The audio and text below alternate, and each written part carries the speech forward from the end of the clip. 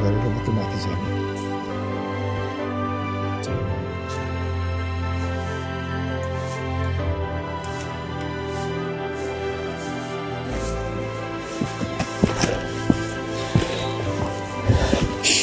यो चाहिँ टोली तल आउँदैछ हामी माथि बढ्दै जाँदैछौँ मन्दिरको लागि हामीले फेरि ठुलो पाथी भएर आएका छौँ सौभाग्यवश माताको दर्शन गर्न पाउने मेरो यो 9 चोटि मैले अवसर पाएको छु माताको कृपा सदैव बनिरहोस्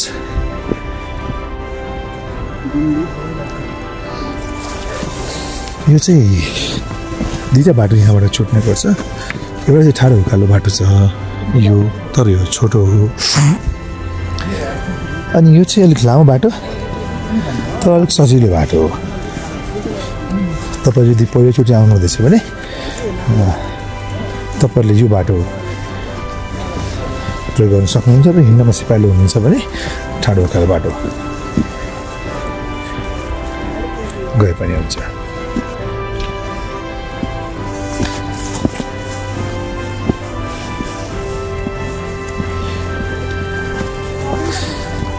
दर्शन राम्रै भयो त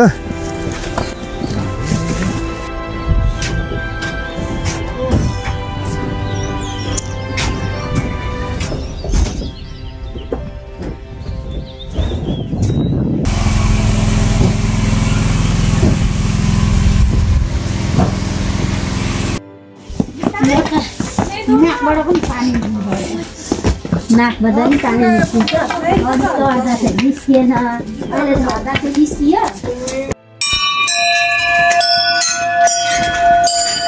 यस प्रकारका घन्टीहरू मन्दिरको घन्टीद्वार हुँदै मन्दिर परिसरमा प्रवेश गर्दैछौँ मौसम अघिसम्म खुलेको थियो भने अहिले धुमिएको छ मन्दिर समितिले दर्शनार्थीलाई भेटी चढाउनका लागि प्रविधिको सहयोग पनि लिएको छ यो मन्दिर परिसर हो सबभन्दा पहिले यहाँ आउँदा गणेश थानको पूजा गर्ने गरिन्छ भने गणेश थान पछाडि शिवजीको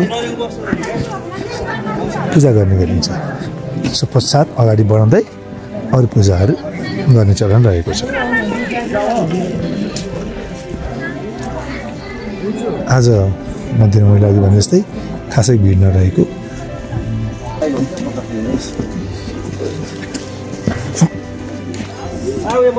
यहाँ मन्दिर परिसरमा बस्ने ठाउँहरू बनाइएको छ भने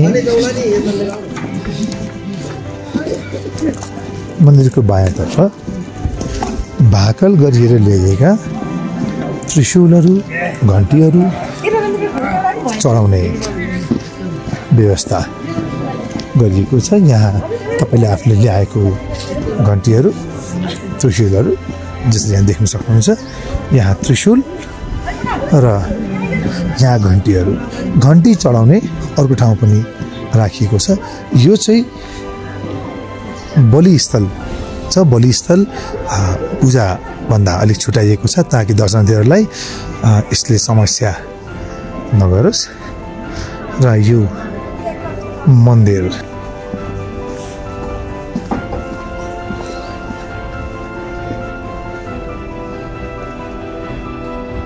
यो चाहिँ मन्दिर परिक्रमा गर्ने बाटो रहेको छ पनि मार्ग रहेको छ अनि यहाँ चाहिँ पितृहरूलाई पूजा गर्ने स्थल बनाइएको छ यहाँ तपाईँ आफ्नो पितृहरूलाई पूजा गर्नु सम्झना पूजा आचना गर्न सक्नुहुन्छ। तपाईँलाई धेरैलाई थाहा छ छैन, किम्वदन्ती अनुसार मूल मन्दिर यो डाँडादेखि तल रहेको छ।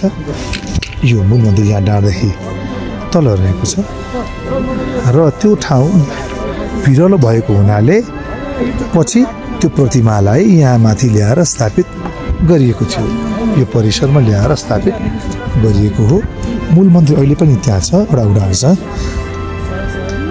अनुमति लिएर तपाईँहरू त्यहाँ जान सक्नुहुन्छ, तर त्यो बाटो सहज छैन। मैले यो भिडियोमा तपाईँलाई मूल मन्दिरको ओडारको प्रतिमा राख्नेछु, हजुरले त्यहाँ हेर्न सक्नुहुन्छ।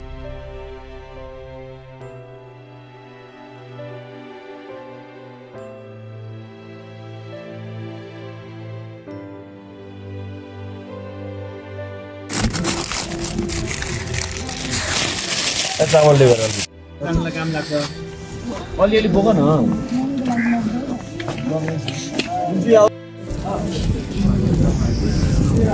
यहाँ नारियल फुटाउन सक्नुहुन्छ।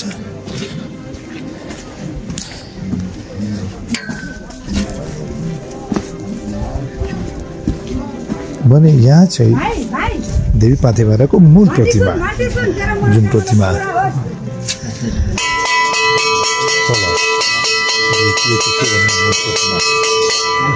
छ।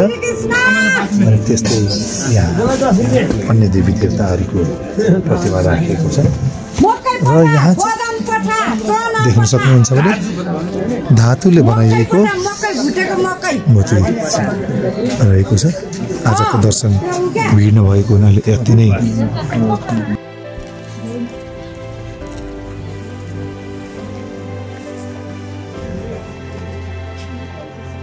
पहिले मन्दिरमा चढाएका फुल पाती प्रसाद चुनरी आदि इत्यादि सामानहरू यहाँबाट सङ्कलन गर्न सक्नुहुन्छ। मन्दिर परिसर र ठुलो फेदीदेखि मन्दिरदेखि ठुलो फेदी र सानो फेदीको बाटो सफाई अभियान पनि रहेका छन्। मेरो अनुरोध सम्पूर्ण धर्मावलम्बीहरूले जसले यस प्रकार आफ्नो स्वार्थ पुरा भएपछि यस प्रकार फोहोरहरू फ्यालिदिनुहुन्छ, उहाँहरूलाई मेरो अनुरोध छ, यो हामी सबैको साझा ठाउँ हो, यसलाई सफा राखौँ। यो फोहोरहरू यसरी नगरिदिनुहोस्।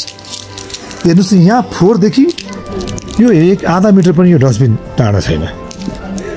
माताको दर्शन, मातासँगको सहकार्य, माताको आशीर्वाद, माताको ठाउँलाई सफा राखेर पुरा गरिदिन तपाईँहरूलाई अनुरोध छ। हामी